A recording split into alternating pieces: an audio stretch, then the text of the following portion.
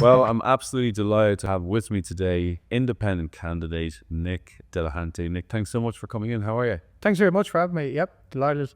You're obviously very busy at the moment. You recently got married to Leah, and 2 months ago you gave birth. You didn't, to your wife, gave birth to Nico. Is that correct? Yeah, we welcomed baby Nico to our family 2 months ago, and tried to campaign as well. Very busy. So luckily, my wife Lee and her mom are really on board with me campaigning, and everyone's it's all hands on deck. It's a team effort. Yeah, since August, right? It's been non-stop. Yeah, so I ran in the local elections in May, and so since then I've been pretty much campaigning, and the local elections would have been a pipe opener for this. And we had Make Crime Illegal Summer, which I probably enjoyed too much, but it was all very important to get out there in the locals back in May, and we've been campaigning now, building a small team, a dedicated team, but a large online following, and it's led us to this point. We're 4 or 5 days out from the vote this Friday, and we just hope we've done enough. Yeah, no, it's been interesting. And as I said to you, it's great to come in and have a chat. I'm very interested in learning about you, knowing about you, your life growing up, what your ambitions are. And obviously, as somebody who's running for this election, what's that like? What's your daily life like? And what are the points you're trying to get across? I'll start by reading something that I read about you, and this might make you blush. Regarded as an intelligent man, good start, who is entering politics for the right reasons, not afraid to challenge the facts and figures, and has a hunger and ambition to make a change. Watch this space. When you hear that, what does that make you feel like? Yeah, well, that whoever said or wrote that is kind of picking up the message I want to get out there. It's I have a professional background in 10 years of legal experience, and I'm trying to use that to do good for Ireland, basically. I just don't think we encourage or incentivize our best and brightest people to go into politics or public service at all, and that's to the direct detriment of Ireland as a country. Like, I'm not saying I'm the best person to do this or the smartest person or anything like that. That is not the case, certainly. But it's like, you gotta create the pathway for other people to get involved. So, I'm trying to just bludgeon down some doors, make politics attractive for people, and put some prestige around it. Like, back, in 100 years ago, we had our best and brightest people in politics. Like, if you read some of the letters from Connolly or from Collins, De Valera, like these are all young people, in their 20s and early 30s, and the level of intellectual ability that they had was huge. But now we seem to, our best and brightest go into the private sector. They become very successful doctors or lawyers or accountants or business people. But we need to start focusing back on public life. Let's go right back. What was life like for you growing up? I had a great childhood. I loved my childhood. I grew up on a pig farm outside Clonmel, near Feathered in County Tipperary. I had two older sisters. But grew up in really the back arse of nowhere. And we had a pig farm, we had horses, we had dogs. I was all the space in the world. My local GAA club was down the road. I was playing hurling, football, rugby, riding out ponies and horses. My local school was the traditional, really small Irish primary school. There was 3 people in the class above me. There was 5 people in my class. So real traditional. And I loved every minute of it. And were you from a family that were, am I right in saying, Fine Gael and Fianna Fáil? Traditions are hard to break, and my mum probably would have had some affiliations either way. So yeah, like, I think most of our Irish families were Fianna Fáil or Fine Gael or Sinn Féin. They're the only 3 biggest parties. Suppose, in deciding to do this, I looked at all the parties and I realized that they themselves are the problem. They're too tethered to certain ideologies, to their own structures, and they've not modernized at all since their inception.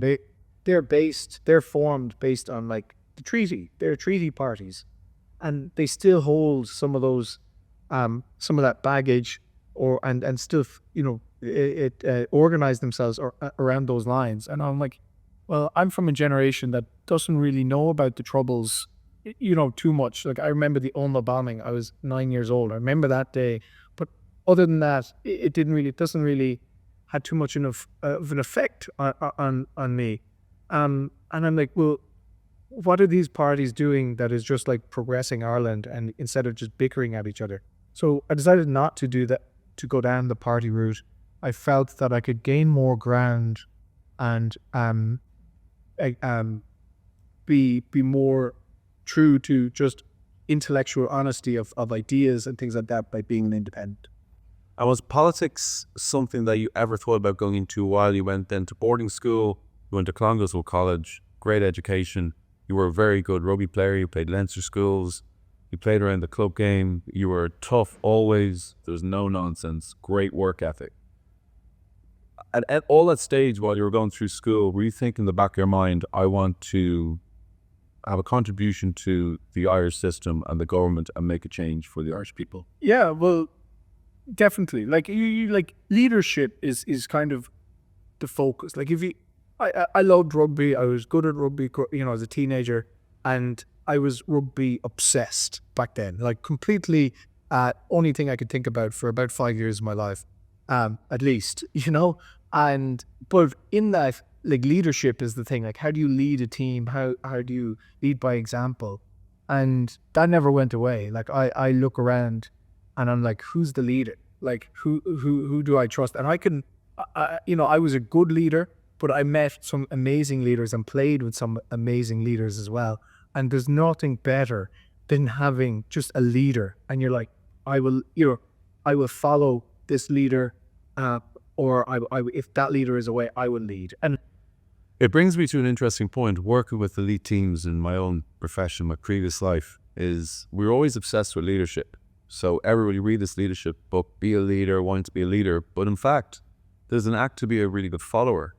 And there's clear understanding that if you've got a really good environment or a really good business or a really good government that's working together, you have to have a leader, somebody who's representing the honesty and integrity that you want for young people, teenagers, adults, like to strive for greatness, to be the best you can be. You're here for the people of Ireland.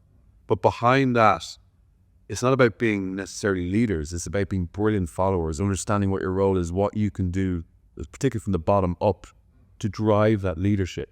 So for you, when you're being in teams, have you experienced people who have been in that role where you can look at your own way of putting together? Now, it's a very small campaign now, and we'll talk about that later. I think it might be 5 people and some are family members. But how important is it to have people around you that you trust, that you can give a task to, and you know that they've got your back and they're following you into what will hopefully be a great political career?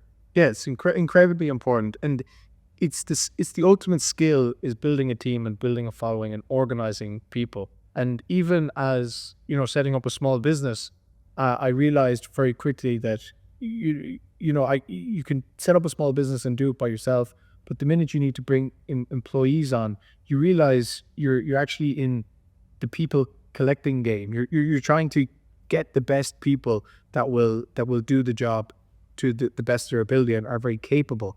Like the best person is someone that you don't have to think about. They just go and do the job. So, but so finding and attracting these people will only work for good leaders. Or, that's the way I see it. And so you have to have some inspiration from the top, but then allow people, the autonomy and the responsibility to go about and do their job. And again, a lot of that comes, a lot of that learning comes from sport.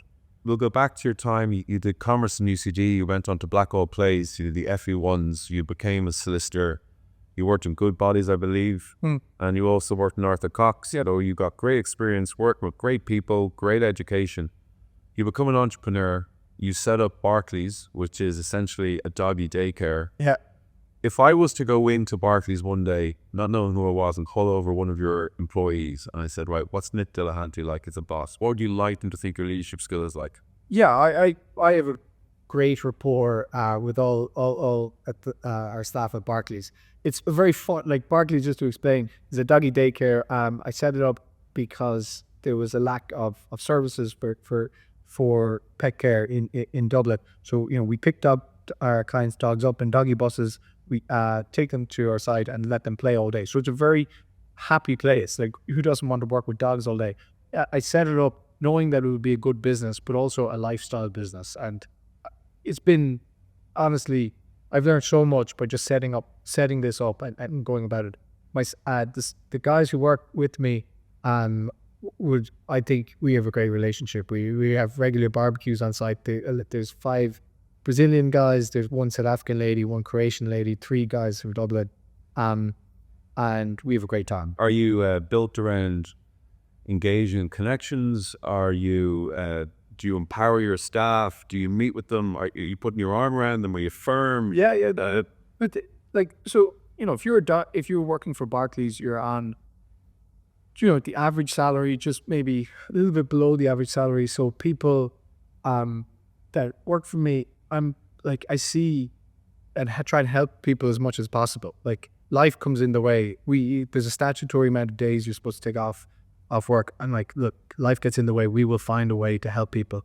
Everyone has housing issues. I've had to sign HAP forms and help everyone get rental accommodation and things like that. So, I want to keep everyone as happy as possible. And we create a very open environment. We could talk about things, we have fun, and I don't micromanage. I'm like, look, guys, you have your route or your set of clients of dogs. I organize and take care of the admin, but these are your clients. Like, you mind them, and it's up to your responsibility to do the job really well. But driving around doggy buses around busy parts of town in traffic, there's the buses will get nicks or wing mirrors. So there's always complications. There's always like, oh no, the flat tire and things like that. But we just have a tranquilo atmosphere. The Brazilian guys bring an enormous amount of good energy. I love them so much. I have no political bias. As a reporter, it's great. I reached out to Simon Harris. I reached out to other politicians. I'd love to talk to them. I think it's important that people get to know the person behind the politician. Yeah. Very important. This for me. And that's the thing that, you go from being involved in the private sector, and then all of a sudden you're like, I'm going to become a politician now. You had no leniency towards Fine Gael, Fianna Fáil, Sinn Féin. You were like, I want to be an independent. And you've explained, I suppose, in a small way, why. The whole process, I think it's in the back of everyone's head. Should I go into politics? Or a lot of people's heads think about it, because it's always an option there, but very few actually go and do it. So I'd always thought about it because I knew that I believe I will be good at it. So it was actually during my legal career that things started to really hit home. So I was a funds lawyer, and I was setting up cuckoo funds and vulture funds and things like that. And at some point it clicked that I actually don't fully agree with the policies from government that is allowing these cuckoo funds to do what they do. Can you explain what a vulture and a cuckoo fund is for those listening who might know? So vulture funds, they're in the news, they're in the headlines. So in 2013 or 2011, when shit really hit the fan here, there was no money in our, people forget how bad the crash was, right? So there was all these distressed assets, all underperforming mortgages. And what happened was Mighty Newland at the time the government made a decision to invite all these vulture funds in, which are basically big, massive American or mostly American or Canadian investment funds, loads of money to come in and buy up all the underperforming mortgages. And then they would buy them at a very low cost and sell them back and sell them to the market and do whatever it is they do with them. But in doing that, they got a lot of tax breaks and these were new structures. So look, back then, that was a decision. That was a moment in time, and a decision was made that this was the right thing to do. And you can go back and argue that was wrong or right. But look, that wasn't the thing. Everyone was like, right, we're going to do this. And I still think, there's argument to say that was the right thing to do. But what happened was mission creep. These structures, cuckoo funds, were originally to buy underperforming assets. But because they are now here in the market, what started happening was by 2018, there was brand new housing estates being built. There was a famous case in Maynooth where 260 houses were built, and the developer was about to, have a traditional viewing day where floods of people come and view the houses. Or what happened was he got a phone call, but a deal was made, and this one fund will just buy them all. One go, we'll buy them and we're going to rent them to people. No one's going to be able to own these houses. We're just going to rent them. And that's a cuckoo fund. But it's the same bloody thing as a vulture fund, only, what they do is a bit different. But it's the same structure, the same tax breaks and things like that. And it was at this time I was like, okay, this is a shift change of what these were originally allowed to do. And I don't really agree with this as much. And there could be arguments to say, well, it makes sense here and here, but on a national level, it doesn't make sense. So while you were working at that in the private sector, you began to realize I'm against this. Not only am I against it, but I'd like to actually fight for transparency and clarification as to what this is and why we are still doing the same thing that was maybe valuable in 2013. And I think it was, but now maybe it's lost. Yeah, it's mission creep. And these guys, they hire the best law firms, they have the best lobby groups, and they will convince everyone that this is the only way we can build houses and things like that. And some people still argue that we must be doing everything we can to keep these guys on side. And that's fine. But this is around 2018, and I stayed working in the law for another few years. And then during COVID, I started making a few videos and, going into depth more on this subject.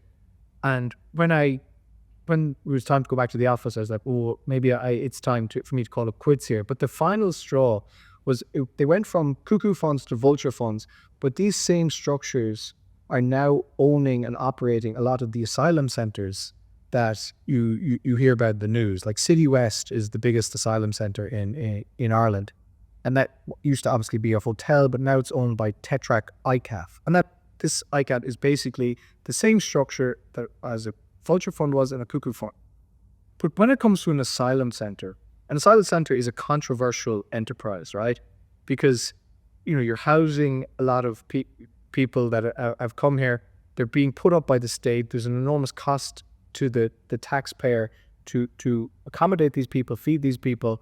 And they're also taking up resources, like in City West, they're taking up the hotel. But then they're taking up other resources of doctors, dentists, support services, childcare, addiction services, or whatever the services are. And these entities that own all this and are making 70 to 60% profit margins on this, and they're doing it in a tax efficient way and not contributing anything back to the local community. Like the fact that they're not paying tax on this is wild. Like that is, if cuckoo funds were reaching the final straw, this is just burst past it, and it should be a national outcry. We should be marching over this, but nobody is. The left, the traditional left parties failed to call this out. Maybe they don't really understand what's happening, but I think it goes against their ideology because if they are seen to criticize the asylum system, then they call, oh, you're pandering to the far right. Well, that's a lot of bullshit. No, I'm not pandering to the far right. I'm simply looking at where our tax money is going and looking at the people and structures that are making hundreds of millions, if not billions, off of this.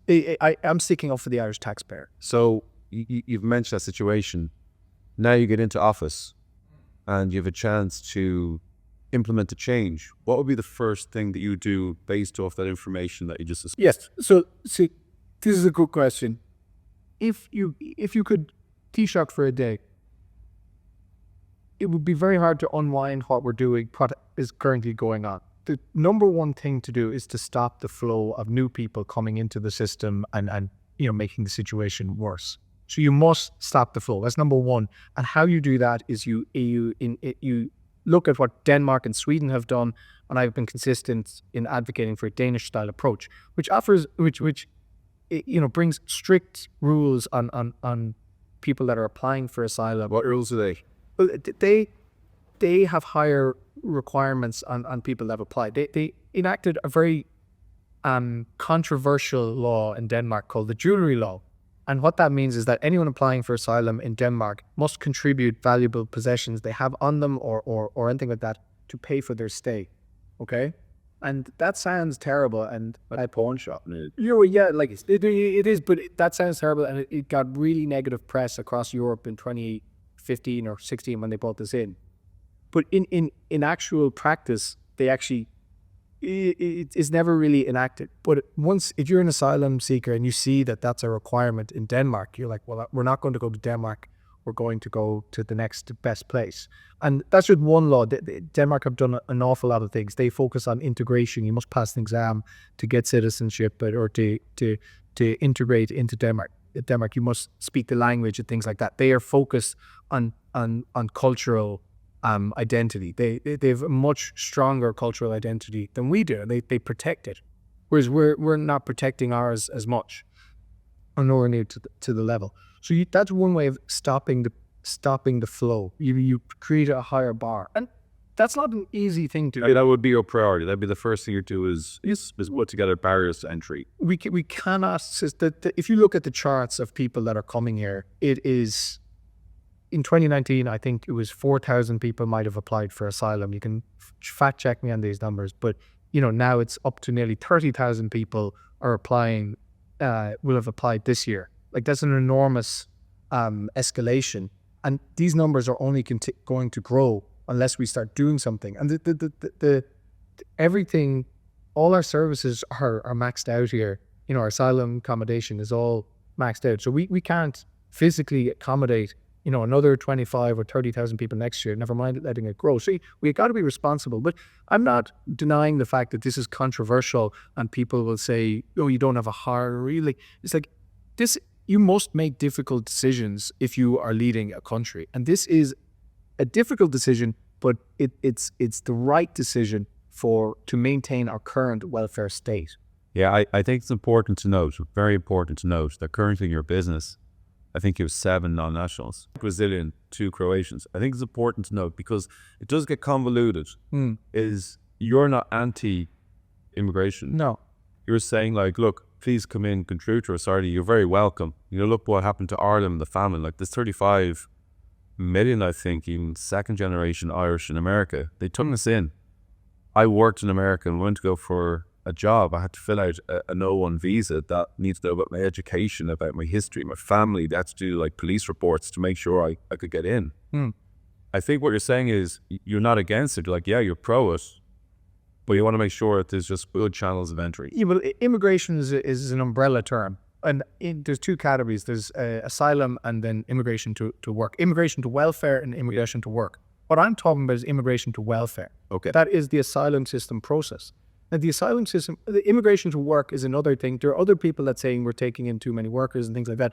I don't think I'm for bringing in talent and workers, like more so. But let's solve this problem before this one needs to be fully addressed, in my opinion. But that's a good point alone for me to hear. Yeah. It's good to get that clarity. But like anyone that's coming from Brazil or from, like, anyone can come from the European Union.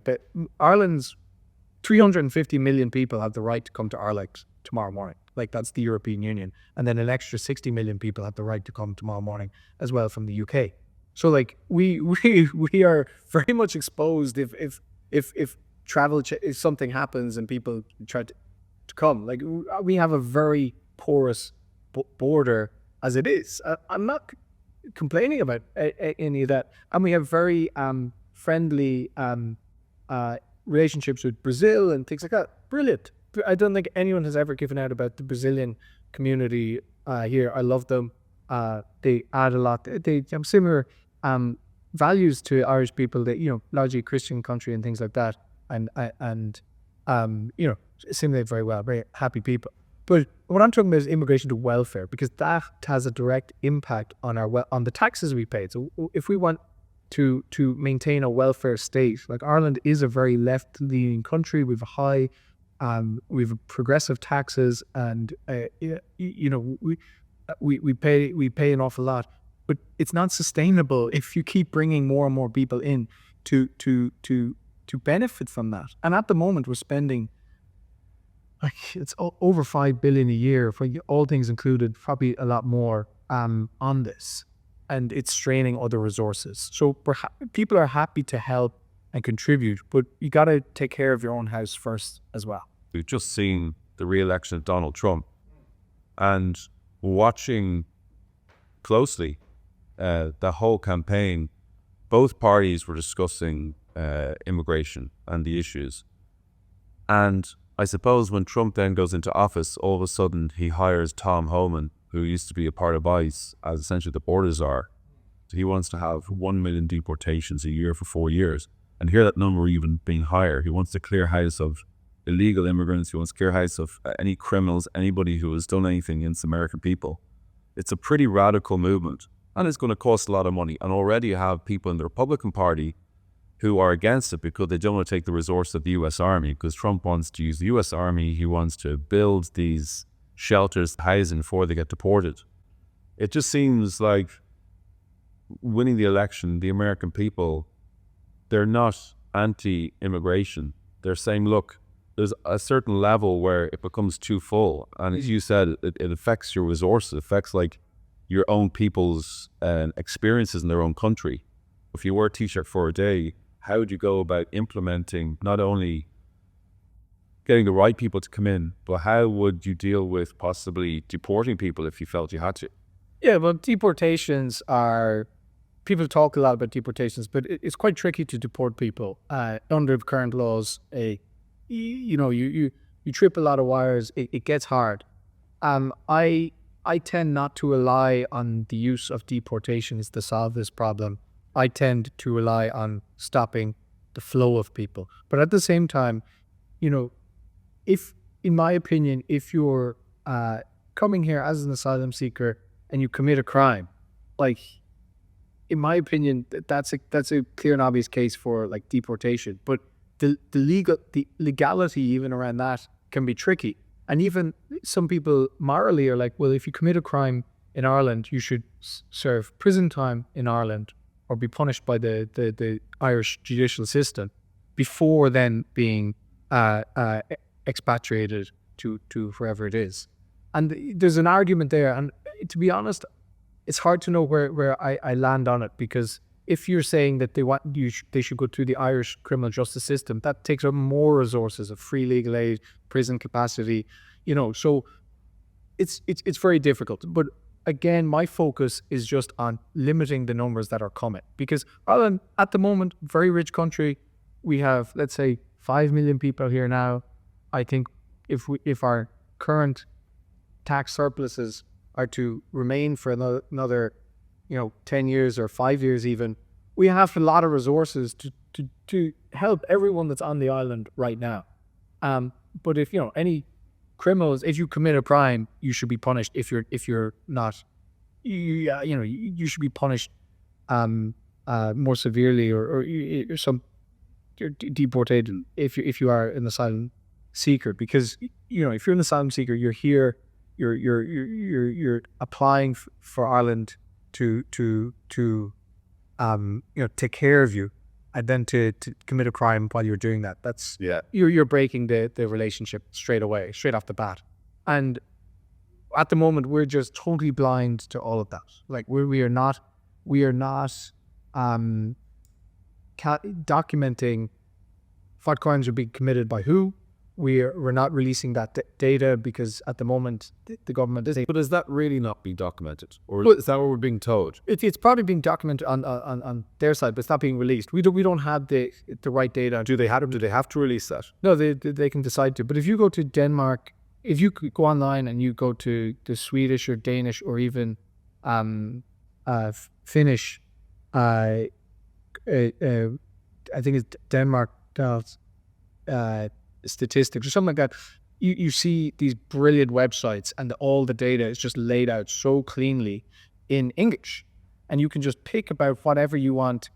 And that's just, in my view, intellectual honesty. It's like, here are the facts, let's use the data and let's sort out our problems based on this. But at the moment, we're not doing that. Like, to get any sort of facts on what's going on in our moment, you're getting a hodgepodge of data from the Department of Justice, who's overlapping with the Department of Children.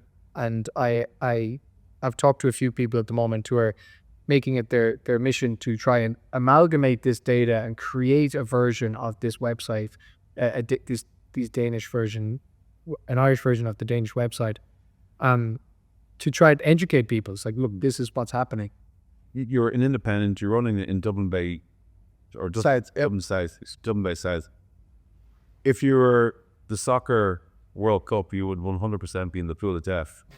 You know, like there are some serious operators who I talked earlier on about how you have essentially like a hollow team of 5 people. Now they're all committed. It's a passion project. They're right behind you, but you're also done up against people who have a huge army. You know, whether it's canvassing, whether it's like putting up posters. It's quite hard to enter that political space.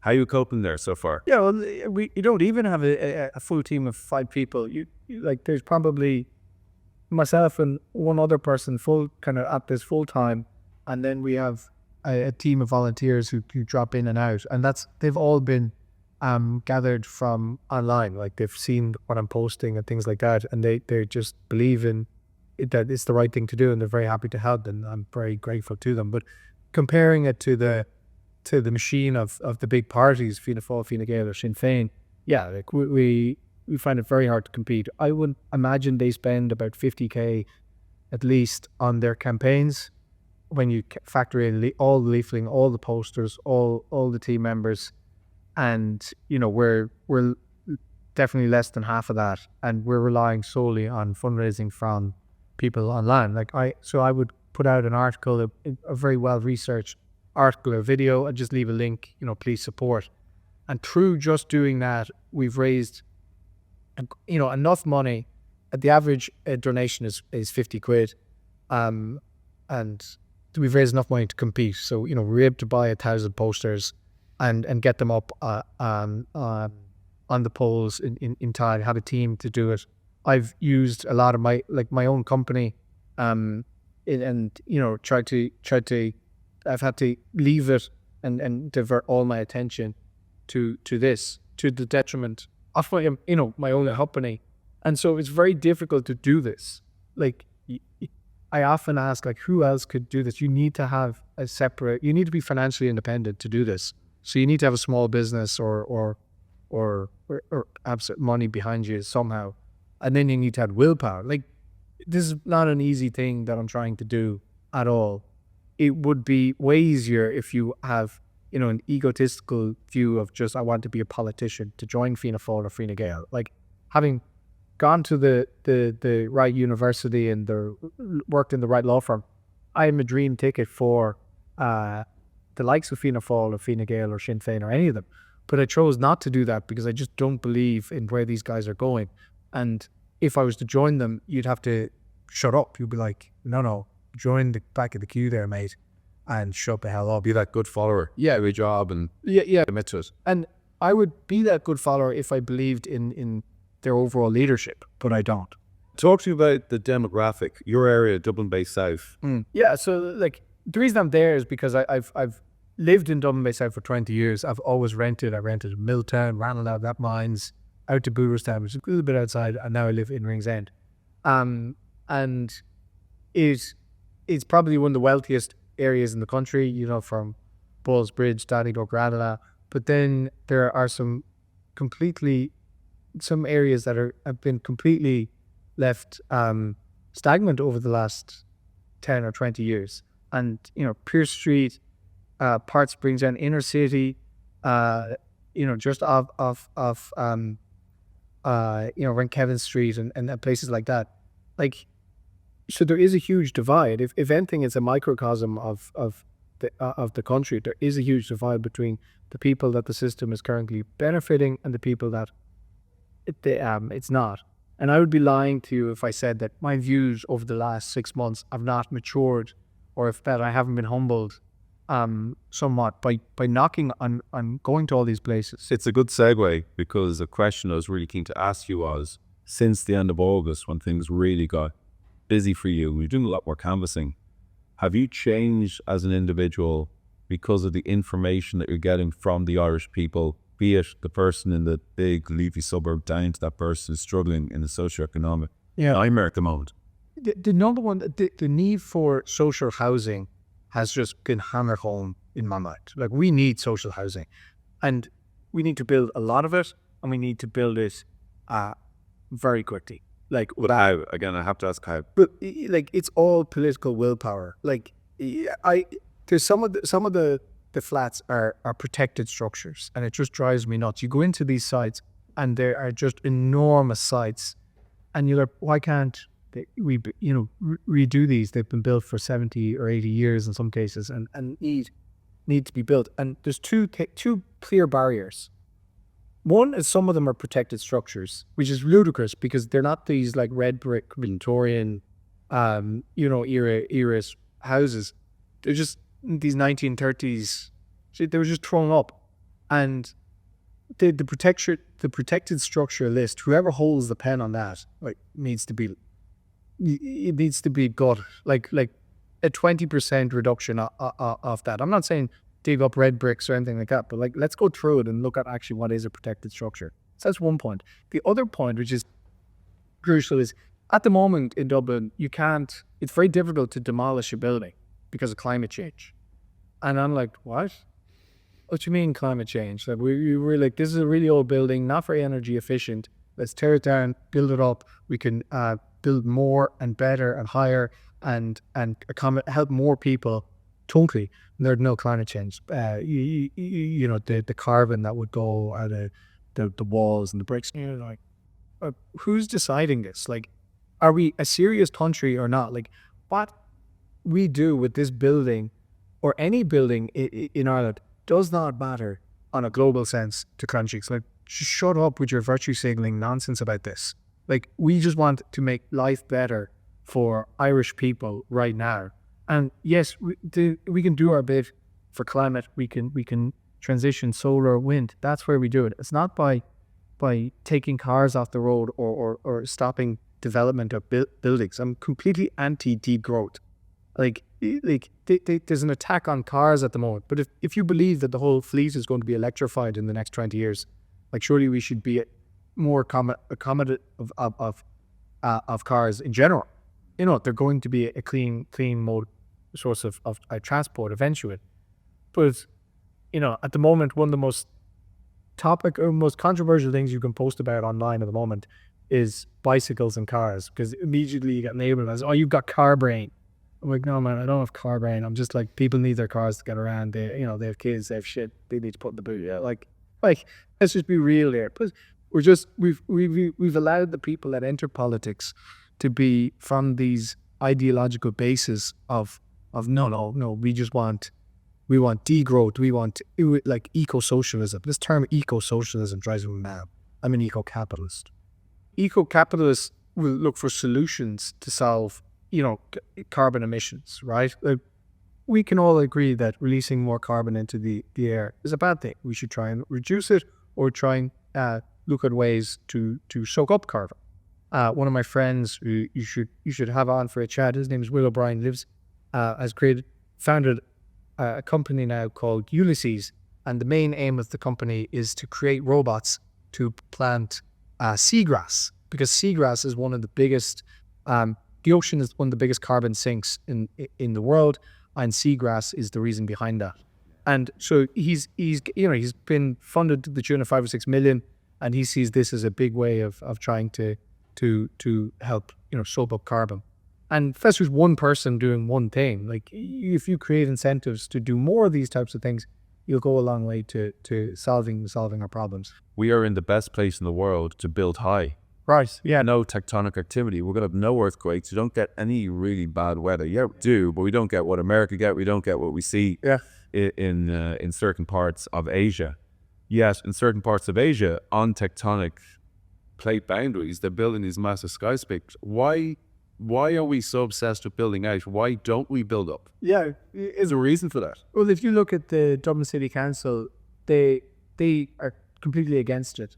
And some of the quotes that they use is they don't want to ruin Dublin's skyline by building up. And I'm like, what skyline? But if your system was If you had your central business district, for example, yeah, that went higher, similar to London, similar to New York.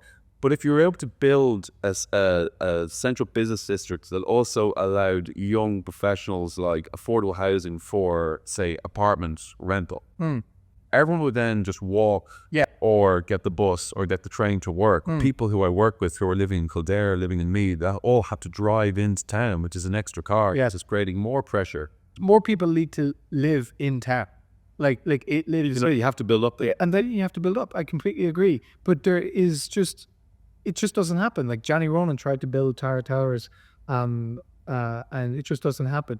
But there's a lot of local protest against it that can happen. That can happen because if you're local and you've lived in town all your life and you've grown up and that's a community and it's changed.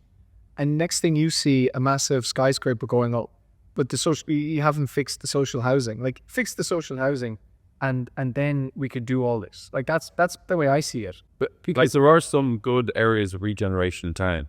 I know though if you look at Brain Christchurch, they've made a conscious effort of re-energizing the area. But to your point, it's more a case of let's look at housing as being probably the most important. I don't know when the last time you went for a walk around, Connon Street and the streets off it, the north inner city.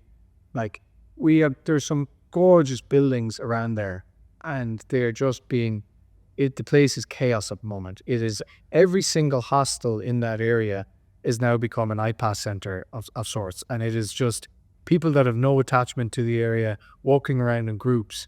And for us to think that, we'd love to build skyscrapers here, it's like we're going in the complete opposite direction. Like we're creating a slum of the city at the moment, and that is not a joke. And people who think that I'm overreacting or anything like that, I'm like, when was the last time you were actually in there? Like I'm in there every day. Like I drive around the city every day for work.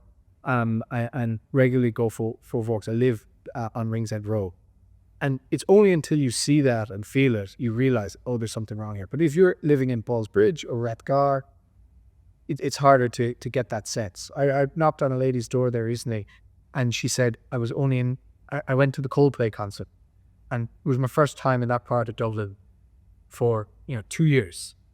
And I now see it. I was like, well, maybe you should drive around Dublin a bit more often. And I think that's actually an interesting point. Because of the job I did with Barclays Study Daycare, I had to, for 2 years, I was driving a van around every part of Dublin picking up dogs. And places I'd never been before. And I really got a tour of Dublin every day for 2 years, seeing what's going on. And you're like, oh yeah, Dublin, like, there's parts of Dublin that are just being completely left behind, and you can live in one part and never even visit another. You need to go and look at these places before you have an opinion.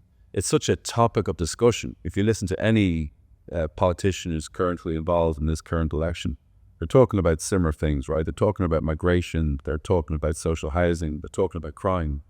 But that's why having this conversation is really important, because I want to hear more about your views and talk about things outside of what we're hearing all the time from politicians. Michael McNamara, MEP, recently endorsed you, which must have been a pretty cool thing. Yep. You seem to have looked to him as a mentor. What did you learn from him, and what would he take from his approach that you might bring with you if you were lucky enough to get into office? Yeah, so I really like Michael McNamara. He is someone that I would follow in the morning. If he set up a political party, I actually want him to do it. I'll be trying to get him to do it. He, in my view, is the person that will be the best Taoiseach for Ireland. That might be surprising. What's his leadership style like? So where I came across him was during lockdown times, and everyone was searching for answers, and people started watching what was going on with the Irish government, and he was in my view, maybe not the only one, but the best one at just voicing an honest and intellectual opinion about government overreach and things like that. And I immediately was like, oh my God, who is this guy? I just want to follow him, and I follow him very closely. Were you a politician at this stage? No. This is this is, during COVID, so 2021 or 2022. And I just about to set up parties. I was still a lawyer at this stage. And I was really impressed by him. What view that he had were you most impressed about? You get government overreach, standing up in the door and being just very articulate. And he's a very good speaker. So he's now gone from the Dáil. He's now an MEP, which is sad because he was the best voice in the Dáil in my view. But, is working as an MEP is very important too. But I would hope to at least fill his boots if I got it, like to try and be a really effective member of opposition, holding government to account. Even if I don't get in, I'm still going to do it, but from a more private capacity or online. And there is just a lack of people holding the government to account. And if it came to it, I would love if Mark came back to the Dáil, and I would team up with it. So excuse my total naivety. Let's say, for example, everything went according to plan. You're 10-1 at the moment. You got bookies. Some people say that's a good bet. Yeah, like why not? And again, I know you're in the pool of death with some ex-Lord Mayors and Labour Party leaders. Like it's a really difficult place, and they had a pretty big influence in that area. And you're going in as an independent. You're trying to let people know who you are, but I mean, I know you talk about the 10-year plan, but when you go in, if you're lucky enough to go in, do you become, ideally, are you opposition? Or are you going to join a particular party if you got the right role? It's pretty clear that around children and equality, that disability is pretty strong for you and you're passionate about that area. Which one do you choose? Yeah, so, there's three options. If I got in, the only way I would go into government is if I was given the Ministry for Children, Equality, Disability, Integration and Youth, because that's the department I know most about. I know nearly know where every penny is spent, and but no parties can give me that. Like that's kind of like just it's a nice thing to say because they're never going to give me that. Well, they should because because all the reasons that the parties look after themselves. They don't want They probably don't agree with what I would do there. They don't see a problem with taking in 30 more thousand people next year or the year after or the after. They don't. They think they can do it, which is lunacy. Every single party believes that. It's just lunacy in my view. So what the likely thing, if I did get in, I would form opposition. But the goal would be that there's so many independents, hopefully going to be an independent wave, that a grouping will form between us independents, and I've good relationships with other independents around the country. We've had meetings. So even if I don't get in, that work doesn't stop. Like the goal is to create a group that is based on, intellectual honesty, ability, meritocracy, and to be honest to the electorate. And that hopefully will emerge in the next 4 years. There does seem to be a high portion of independence, am I right? Like more than normal. Yeah. And are people, do you think, now begin to listen to independents more because they can't really side at the moment with a party? And that's nothing against the party, but it's like they're looking for something new. They want somebody to come in and show real clarity of action. Like that personability. Let people know by the emotion that you're expressing in your voice that you care about the people. Irish people and people who are contributing to the Irish society have come in from other countries. Yeah. Education, looking after disability, looking after social housing. Yeah, I'd say people find it hard to attach themselves at the moment to go. And again, I'm partial here. I'm trying to have a discussion with you like I will with other politicians. But I'm keen to get your views. So people are politically homeless. Like I grew up in a Fianna Fáil house, or a Fine Gael house, but nothing in me it wants to join these parties. Like. And that's the same with most people. They're not, the parties are not inspiring anyone. And especially true of Fianna Fáil and Fine Gael because they're now going into bed with each other. So nobody is driving a clear vision. They're just trying to carefully manage, the current status quo or stasis for Ireland. And that's not ambitious. There is no plan for the next 10 or 20 years. Like it seems to me that the only plan is praying that Google don't leave. We look at enterprise in Ireland. and the current closure of the NCRD. Is that? Yet. I mean, what's the reasoning for that? Or maybe talk about that briefly. I'm sorry for interrupting it. Yeah, it seemed like another good segue. But yeah, so that was at the, is it the NDRC? Yeah, it was an accelerator. NDRC. SDRC, sorry, maybe I got it wrong. But it is an accelerator for young tech companies and tech founders. And there was a contract there for the last few years, and it was given to Dogpatch Labs. And the way it worked is they would hold, incubators and programs to harness and educate young tech companies. And from my friends who are founders and who are all in that space, I don't have a technical background, but I like to hang out with people that do, because in my view, they are the builders and they're the most important category of entrepreneur that we have. And they're all extremely upset by this. And it beggars belief why the government has decided on the eve of an election to pull the plug on this. And I don't think the full story has emerged here as what has happened. There's obviously political reasons going on. There's obviously some sort of waste or something negative has happened within this organization. How much was the budget for that? So the cost to run it was $2 million a year, which is absolute pits for the potential benefit that this had and the ecosystem that he was trying to harness. And like, when you consider that we are the home to all the top tech companies in the world, or the European base for them, you're like, well, this is a really minuscule, 2 million is nothing to the government to do this. And then they didn't have a capacity to invest as well. So maybe they were investing more. But there's something more going on here, because for the government to pull the funding on this and then not replace it with anything else, like, I think nobody would have a problem if they're like, we're going to pull the funding on it, but we have this better idea, okay, maybe reform it. That's okay, fair enough. But to just pull it and not replace it with anything, there's been a few people that are way closer to this than me, and I've read their blog posts about it, and what they're kind of indicating is that, like, this is very political, and for this to be politicized is just an indication of where we're at with this government. Like, it should be nailed on that we need to create a really efficient startup ecosystem, because if the big companies do leave, like, we need our own indigenous unicorns. So the National Digital Resource Center would work. I was in the tech space.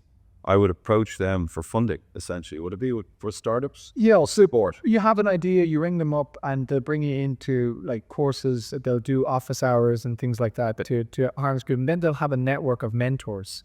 And I actually, when I set up my doggy daycare company, I dipped my toe into some of these incubators, and this levels of support are very good.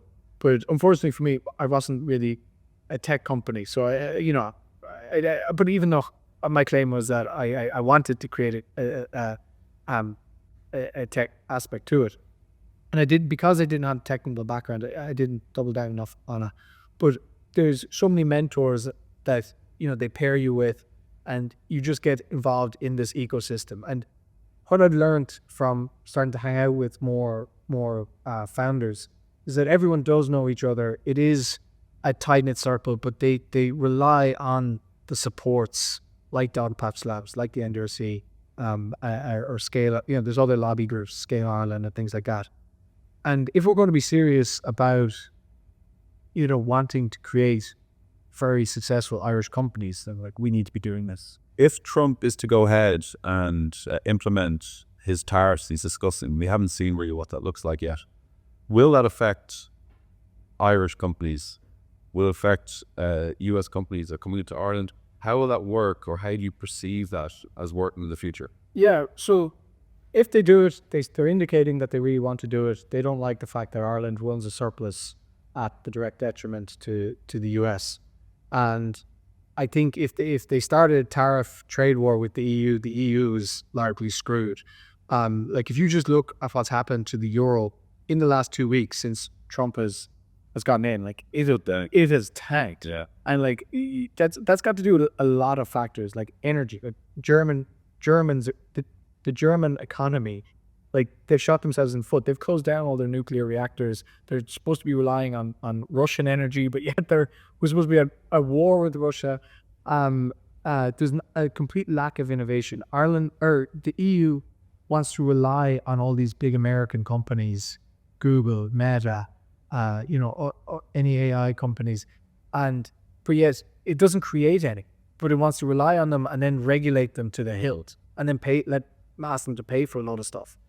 And, it will affect Ireland immensely. Like, one of our biggest export, I think, is pharmaceuticals back to the US. If they start taxing us on that, or change their tax code to bring those companies. There are no special trade agreements between Ireland and the US. That's a good question. I'm sure there is. I actually don't know. I have a feeling, I don't know why, and maybe I'm wrong. I just have a feeling the relationship between Ireland and the US and the amount of work that the Irish government have done to try and tighten that link. I have a feeling that Donald Trump, I don't know if he can, or his administration might actually look after Ireland. Yeah, it's a nice thought. I should look into more of what the relationships are, what the rules are. Just to be frank, in my campaign, I have not talked publicly about foreign. Yeah, no, I get that. Yeah, but because I actually think that there's too many people talking about Gaza, Ukraine. I'm like, let's just really dial into what's happening in Ireland. But my opinions on Trump, like you look at the leader of the Labour Party, Ivana Bacik, who in her head is going to try and be tarnished, right? Like, if she gets elected, her party could play out that she could become tarnished. But she released this ridiculous press release and gave the speech just saying, like, she's clear Trump derangement syndrome. Like, she still thinks he's Hitler of some sort. Or, to that effect. Maybe she probably didn't say Hitler, but, she paints him in an incredibly bad light. She will never be able to warm to him. And for a leader of a party to not just have the common sense to be like, no, the Americans voted for this guy. Like, there's something going on here. They respect that. That wasn't a very liberal part of America, and you're watching it unfold, and you were there. And now I'm back in Ireland watching it unfold again. Washington seems to be quite quiet at the moment, and it's interesting. I look at the whole American model, and while I totally get that you're not campaigning and talking about America, but I find it fascinating. I think that Trump must be looking at his own agenda and his own goal. And I'd say the stock exchange is something that probably is going to mean a huge amount to him. And if the US stock exchange was to dip and go into a bad place, I think he just wants to make sure that the US stock exchange is going to continue to rise. He's talked about it essentially for the last 2 years. Yeah. That's a challenge in itself, because that's going to have an effect on global economics, and particularly tariffs.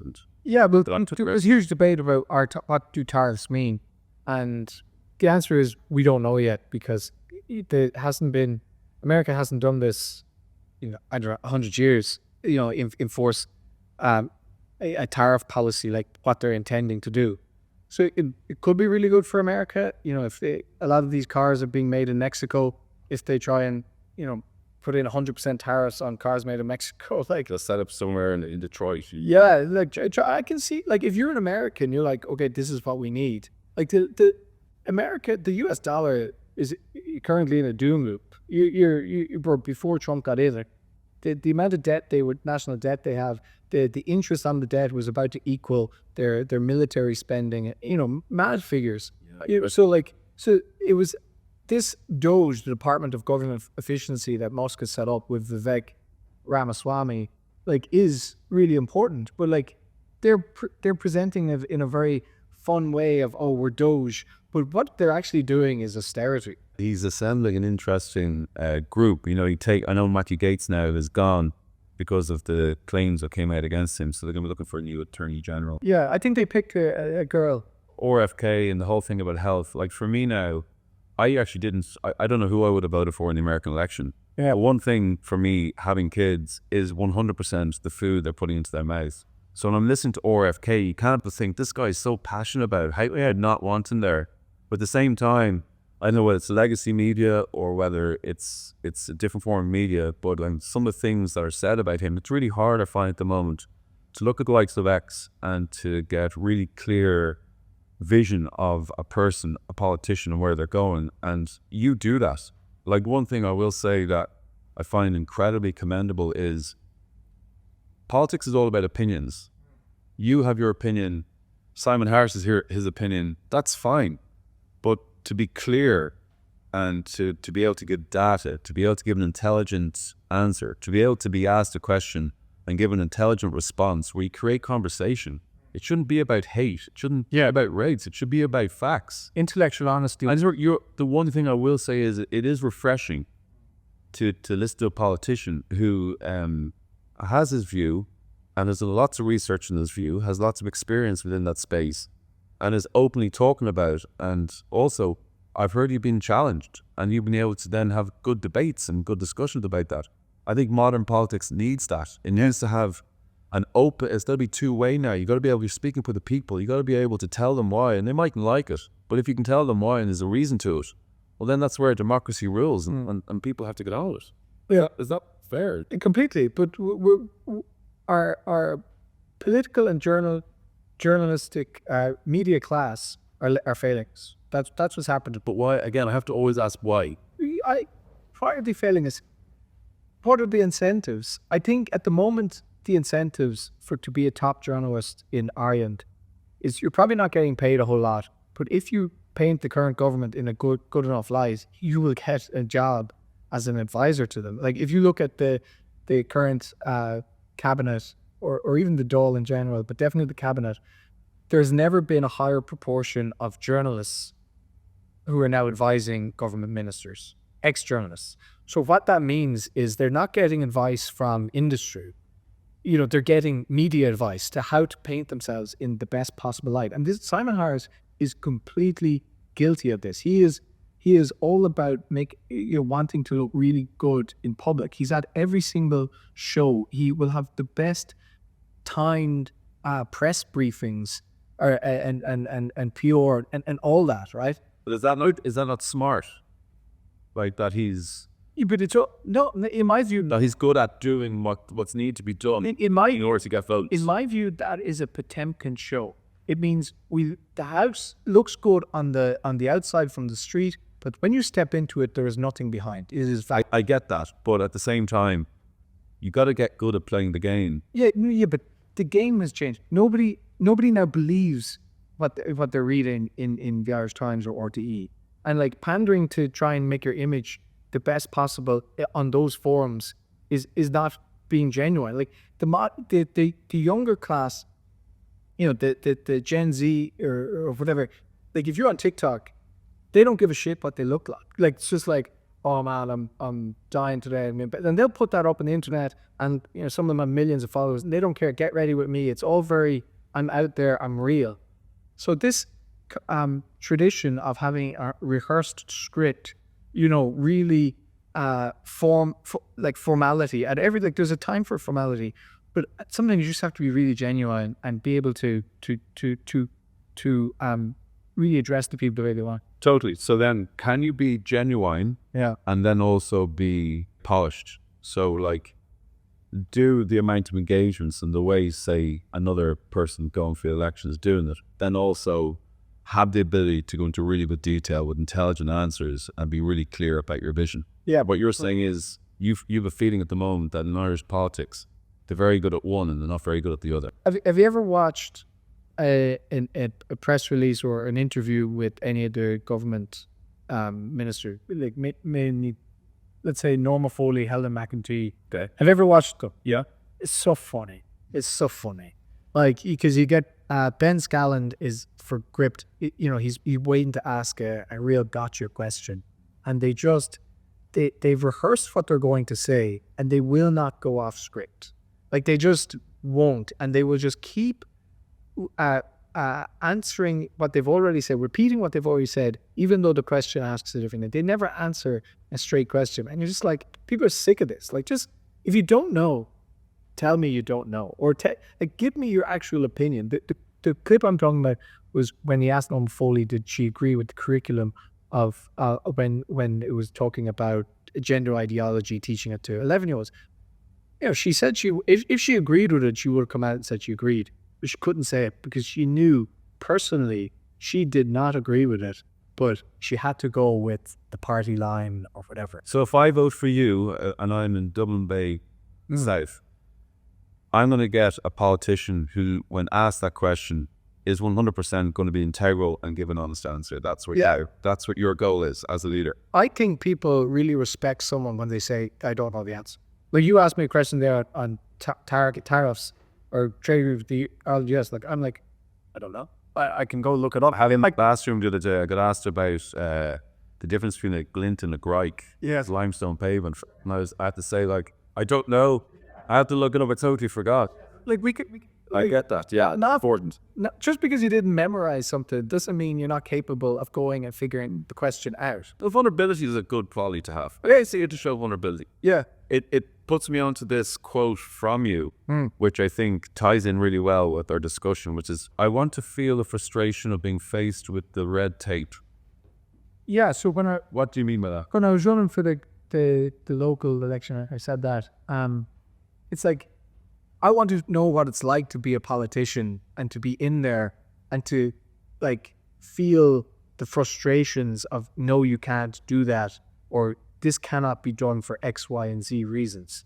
I'm like, what I'm claiming is that when I'm met with those responses, I will literally just go no, and like, okay, let's see how we can push this. And maybe I'm being naive. Maybe people will say like, no, you're not going to be able to do it. You're going to get in there and then you're going to meet the stone wall and you're never going to get past it. But like already, the thing I come back to is these protected structures. Already, I'm like talking to the after going around knocking at some of the flats, and there's community groups there, and they want to redevelop them. They want the council to redevelop these flats, and the council want to redevelop them. But because of this protected structure nonsense, they can't. And if you read the meeting of all the councillors, Sinn Féin, Social Democrats, they're all like, oh, it's protected structure. You can't. You're like, yeah, we're going to change this. This is going to change. We're going to go in there. We're going to knock down flats that we believe are they're just uninhabitable for people, and we want to develop them, make them higher, and make it better.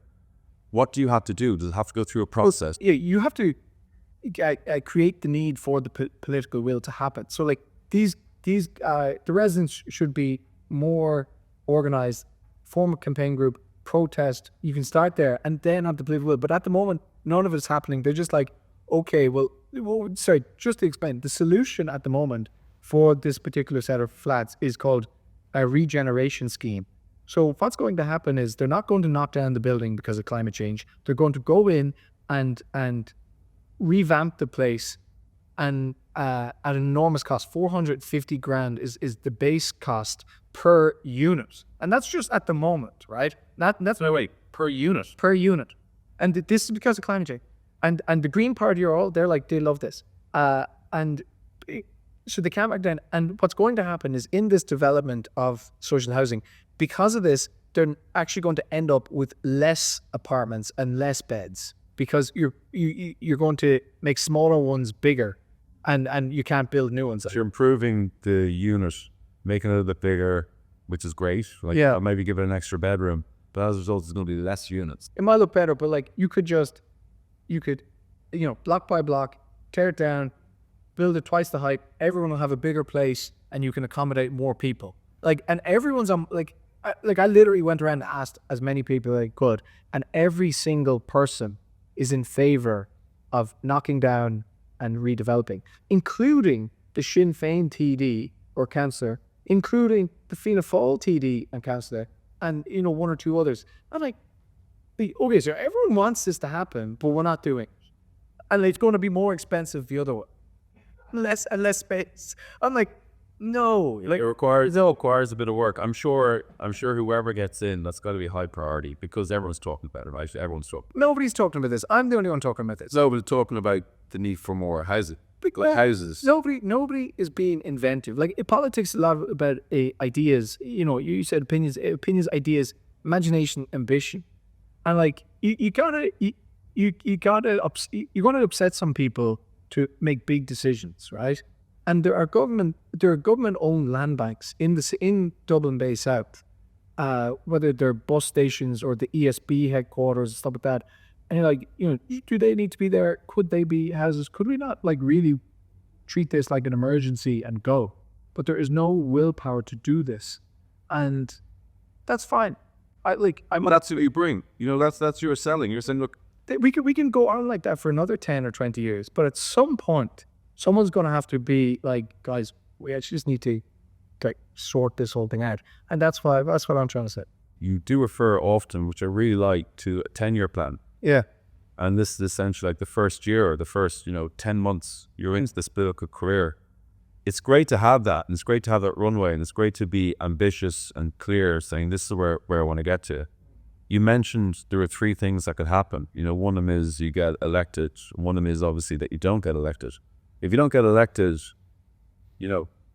are you then in a position to have taken all of your learnings from this election and make sure next time that you're slightly more prepared? Yeah. Or is there anything else you need to change? Yeah, no, we'll learn a lot over the next few years. If I don't get in, I'll be still very vocal in my opinions, but also I'll be doing a lot more work in trying to organize in different constituencies and form a grouping. Now, I don't know, it's very difficult for me to say how that will fold because, obviously you want, you have an idea, but all I'll say is this effort has already started to happen, started back in June. We started holding meetings across the country with different independent TDs, different people, everyone was on board. But nobody, the problem is if you're an older TD and you've been in power for 4 or 10 years or whatever, you have your own political capital to protect. So you're like, why the hell would I pair up with this naive gobshite from Dublin, who thinks he's going to change everything? Like, why would I bother? And it's like, okay, I understand, but at least you like the message and you're entertaining us. So the more credibility we get, the more following we get, the easier it is to be like, people buy into it. We've got to be aware about what we're building as well for our young children. Yeah. Like, I grew up very luckily at a time in Ireland where there was lots of space around to play soccer, to climb trees, to do things that you were able to use your imagination. It wasn't all around technology. It wasn't all about being in a concrete building. Mm. And one of the things that I see when I'm going around your area in particular is actually what seems to be a lack of much space for sport. Am I wrong in thinking that? Or, no, you're building on it, or how does that work? So in Dublin 8 is probably the same population. Right, Dublin 8 being Rathgar, Mines. Yeah, Portobello, Dartry? yeah, that's more Dublin 6, but let's say Dublin's more central inside the canal. But Dublin 8 has the population of probably Carlow. I think it has 10 or 15 schools, but I think I'm mind saying it doesn't have one playing pitch, right? So it's crazy. The amount of kids that are living there in this part of town, there's no facilities. But there's a very good guy on X, his name is Rob Cross. He put this idea together, and he'll be happy that on bringing it up. Old Belvedere, or say not Old Belvedere, Belvedere School created a pitch on their roof. Yeah, it's class. It's class. Yeah, it's class. I'm like, but that was established and funded privately by the school. But like, there's no reason why the public sector can't be delivering a few rooftop pitches. Like the rooftops are there. Let's just do it. Okay, like it's again ambition, New York, ambition, ideas, and just go for it. Like that is easily done. And then you figure out access to it and things like that. But nobody. Is Kenilworth Square in your constituency? So then that brings us to Kenilworth Square. So I've got a feeling that's a yes.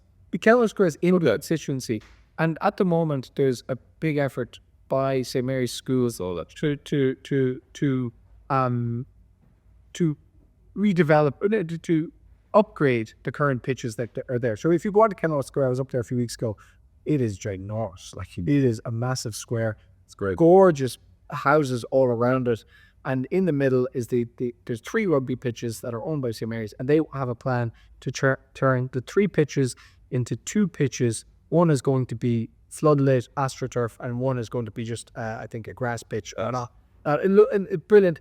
And they want to open it up to the school, the clubs, the Portobello GA, Terraneo Rangers, Ranelagh Gales. So a lot of use cases for it. But the local residents are up in arms. They're like, no way is this happening. They're very scared that this is going to, they deem it a private Aviva. And you can understand that, Barking and you can, traffic. look, you can completely understand where everybody's coming from. But I am more in favor of, people upgrading current facilities and then opening up to wider use. And if that is the case, and if St. Mary's are held by the pin of their collar to make sure that it is opened up to all these other clubs, then I think it's definitely a net benefit to the community.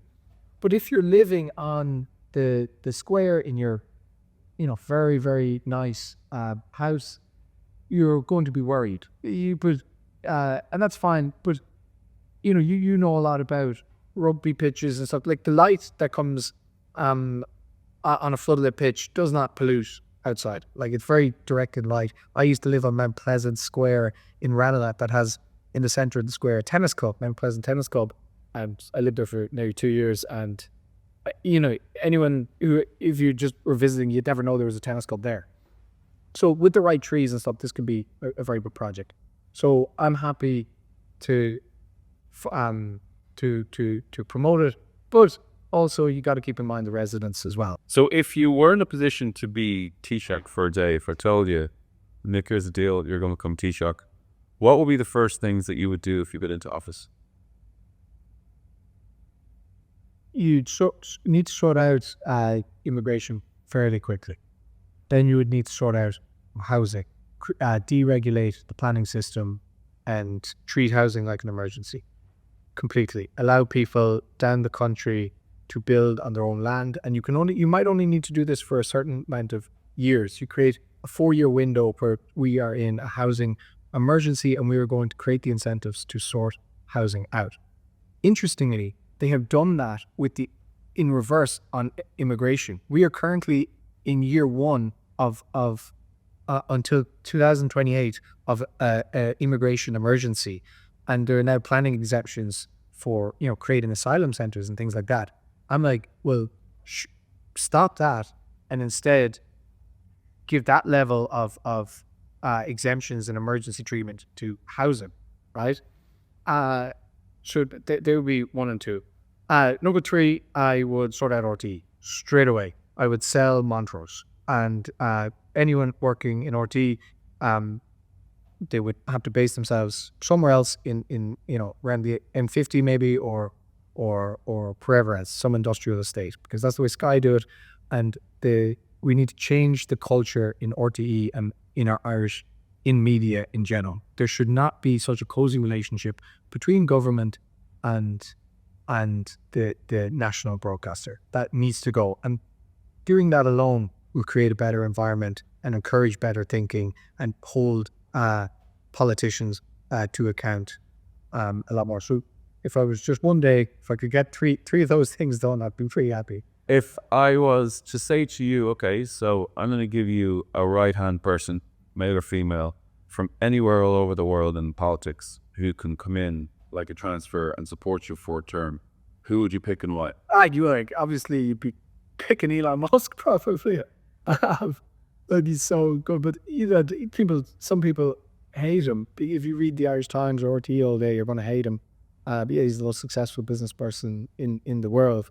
But there are obviously a lot of other good people. But the question you're really asking there is, if politicians get into power and they need to surround themselves with the best people. We need to encourage the professional class to participate more in public life and public decisions.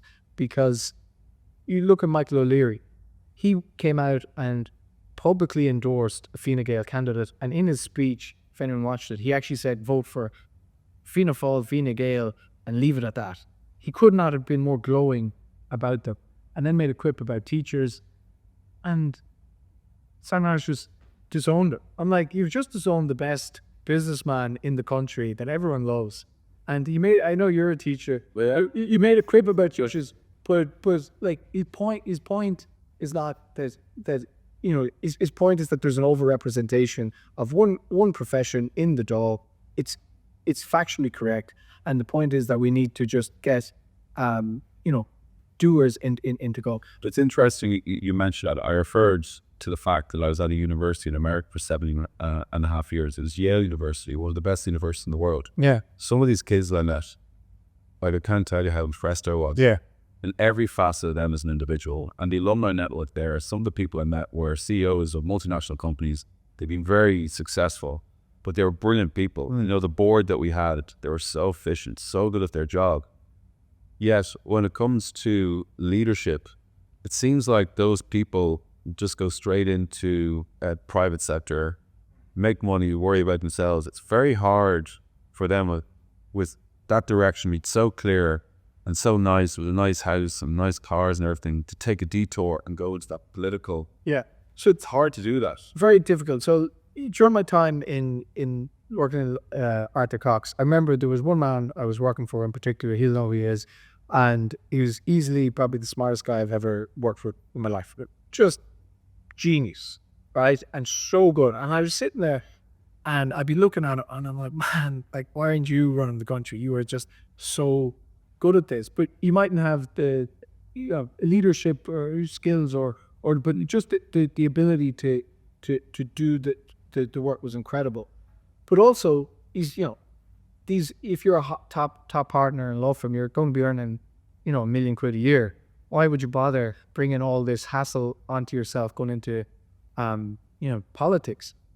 So the way I see it, I'm like, how do we attract people mid-career to get into politics? And what I like to see is an incentive of like, if you work for 10 years or have 10 years of PAYE contributions at any job or any level, and then you decide to go into public life, whether it's politics or just any public service role, there is a tax rebate. So, if you're 34, you've worked for 10 years and you've been on 40 grand a year, you can get, a higher percentage of your PAYE contributions back over the next 10 years. And if you were on 500 grand a year, you'll get, a different percentage. You can scale it all out and you can work it all. But the overall point is there should be a carrot for people to leave the private sector and get into the public sector. No, I was going back to being a school teacher. I love it. Yeah. It allows me to do other things as well. Yeah. But I totally get your point. I mean, the one thing is they're screening for teachers. It's very hard to go in. I'm definitely a school teacher because I'm passionate about just helping people. I'm very grateful for that.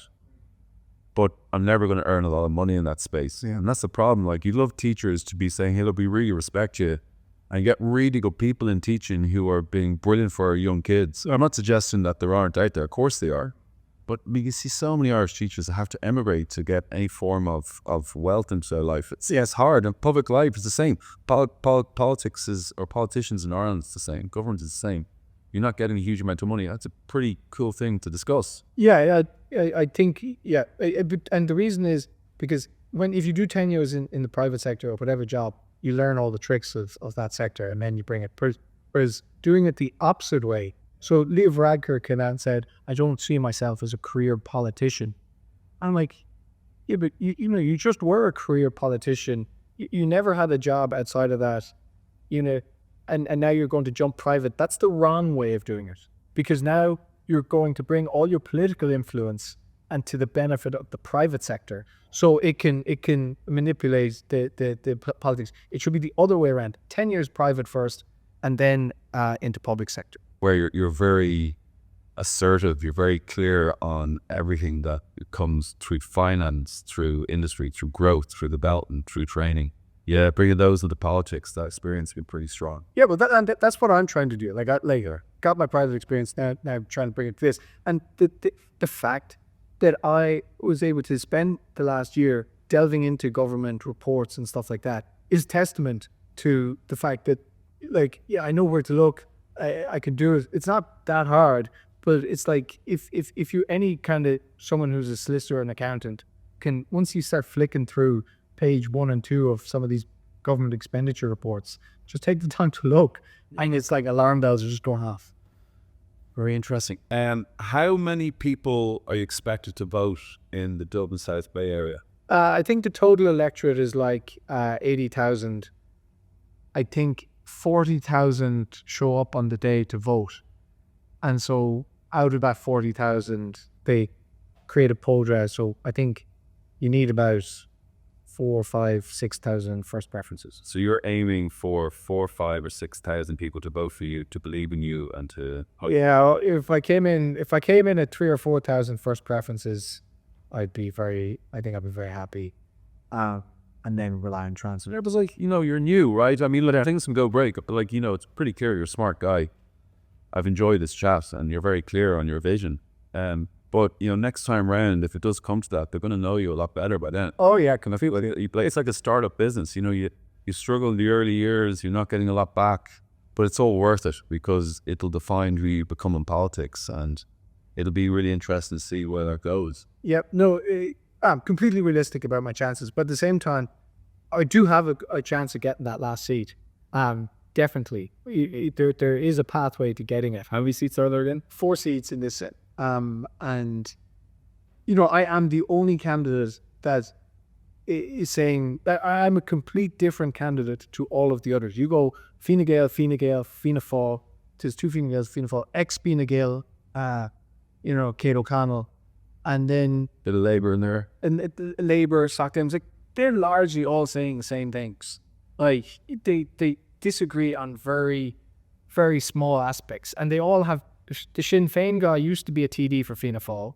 Like there's 2 Fine Gaels, one, and then there's an independent who used to be Fine Gael. The leader of Labour is best friends with the independent. Like they're all so closely. They all have incredibly close ties to the establishment, to RTE. And I'm like, yeah, look, if that's what you want to vote for that blob. But like, but that is the rub. And I'm like, no, I am definitely the different candidate in this race. You're definitely being true to yourself, which I think, but in any profession, yeah, if you're true to yourself and you're honest, and consistent, I think it's a really good formula for success. And I think the final question I'd like to ask you is, in 10 years' time, you give yourself the 10-year plan, where do you love to see the country of Ireland? So, great question. A lot can happen in 10 years, but I would like to see people have a firm identity of what it is to be Irish and be very proud of being Irish, and us to be on a clear pathway to something like what is the goal at the moment for the next 10 or 20 years, like what is the vision? Like, let's be ambitious, let's build high-rise business district, let's build a metro, let's develop Ireland, let's go for it. But at the moment, there's just an incompetence in getting any of that done. There's a lack of ambition, there's a lack of wanting to make hard decisions. To do any of those things involves some very tough decisions. You're going to piss off some people. But I've got a feeling that you're prepared for pissing people off because you're going to be true to yourself. Yeah, well, like if at the moment they're trying to make every single person happy, and when you do that, you actually end up making nobody happy. And I'm like, you gotta have a sense of, we're moving forward as a country. Like, what are we doing? What are we about? Like this thing of, I keep talking about of a rotating Taoiseach.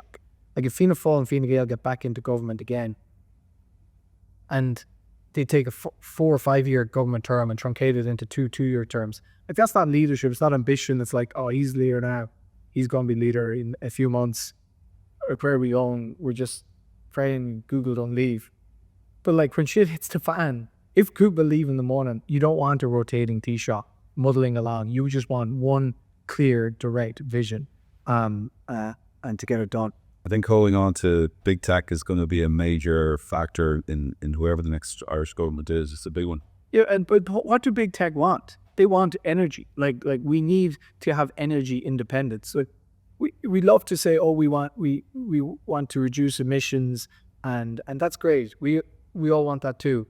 But like, if something happens on the continent, we're screwed. We need our own energy independence. And the LNG terminal that got shut down in Limerick couldn't believe that happened. And that was a direct result of Green Party and environmentalist protesting.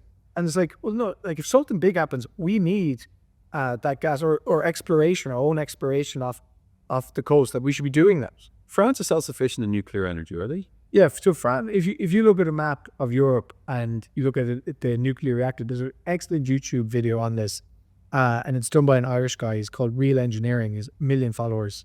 Very good video. Check it out. But there's a map. Germany is like going down. It is shutting down all its nuclear. And France is like has opened 16 nuclear reactors or something like that in the last 20 years, and they've pretty much solved their climate targets. Like there is a solution to climate change. It's called nuclear energy, but yet everyone is against nuclear energy. The Green Party established themselves initially 40 years ago as an anti-nuclear party.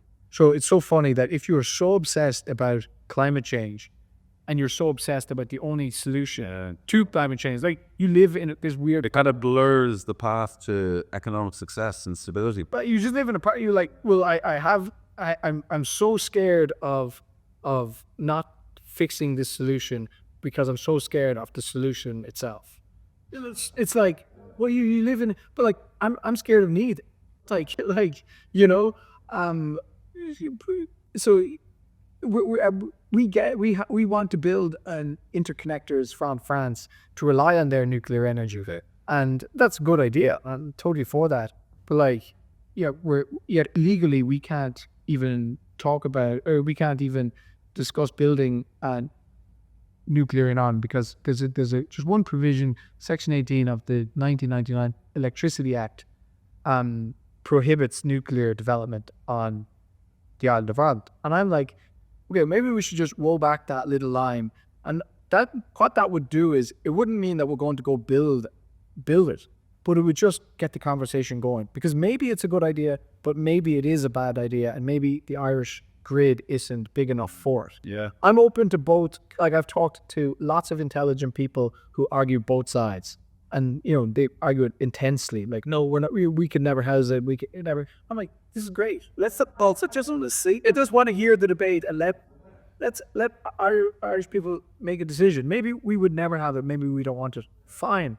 But I would rather know than just live in an intellectual darkness of not being able to understand facts. I'm not gonna lie. This has been a fascinating chat. I think I would love to be watching politics where you just have people hammering it out and they're just having really good debates. You know, where people are able to just listen to both sides, have a debate, and then they're in a position to make whatever feels right for them and their gut.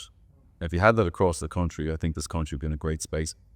Nick Delehanty, I want to wish you all the best. It's going to be a hectic week. Congratulations again on your newborn. I'm sure the last 2 months have been crazy, lack of sleep. I hope you get a great rest after next Saturday.